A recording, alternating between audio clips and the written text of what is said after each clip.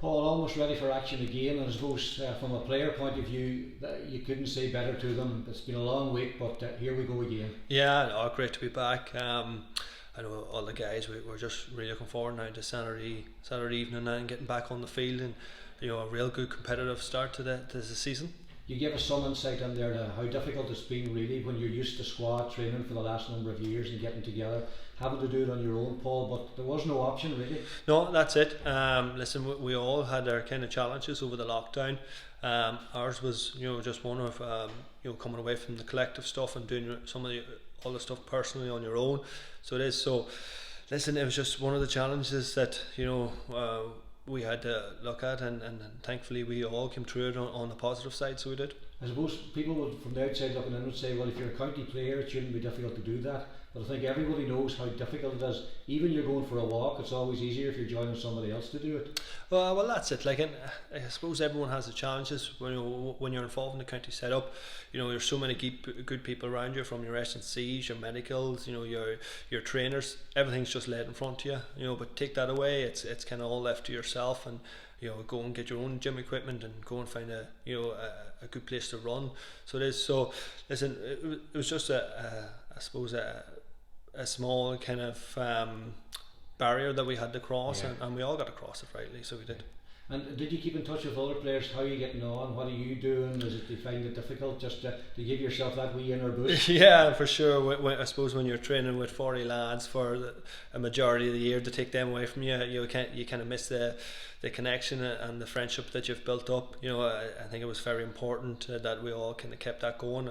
Declan was always on the guys, to keep in touch, ask them how they're doing outside of football, just keep keep everyone's energy up, and kind of try and get to see it through till we get back on the pitch. Yeah, and given all the positives that had happened last year and how well things had gone, it was a huge disappointment for us all really to win the Ulster final, and none more so than for yourselves, Paul, really, because you had done so well in the National League and particularly in the Championship to get to that point. Yeah, that's where we wanted to be at. We wanted to retain the Ulster title, so we did. Unfortunately we came up short. Looking back on it, reflecting on it, all we can do is move on now and try and put back-to-back performances, and get back to that Ulster title.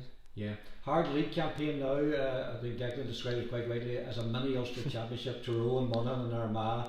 I mean, if you wanted a tough start to it, you've certainly got it. That's for sure. But listen, we're competitive players. We want to play, the best teams in the country all the time. So, listen, it's not ideal, but as a player, it's just great getting back playing at that level again. And back into the preliminary round of the Championship, which means you're right back into the middle of that, away to Down. Yeah. Not the easiest of starts, but it means that you just have to be ready for it. That's for sure. We'll get the league done and dusted, and then our attention focusedly almost immediately to a Championship, and try and prepare for that. So it is. Guys coming back into the squad again, Paul, somebody was making the point to you there, it's going to be competitive getting your place in it, but I mean, you wouldn't want it any other way. At county level, it has to be that way. It has to be that way, so it does. Really, but what I mean, there's some great players coming back in that the county would know and the country will know, and there's a development squad through there of a number of players that will be breaking through in the next number of months probably, and hopefully heavily next year. To have that competitive during training and games, what I mean, that's where you want to be at though. That's how you push on.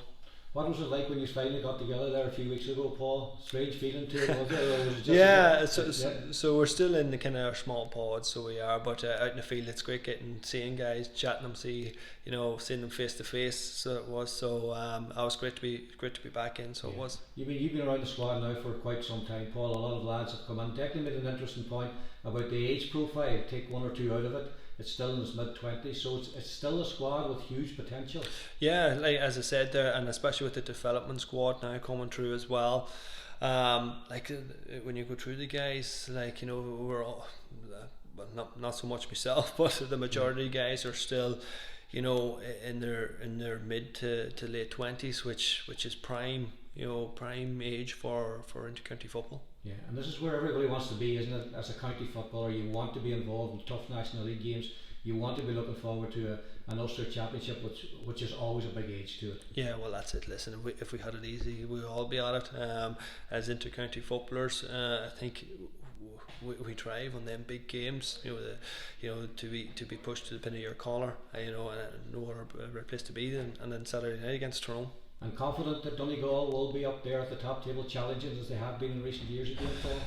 Listen, we've done our own utmost so far, so is, and we will continue to put our best foot forward every night we go out. So we will. So, yeah.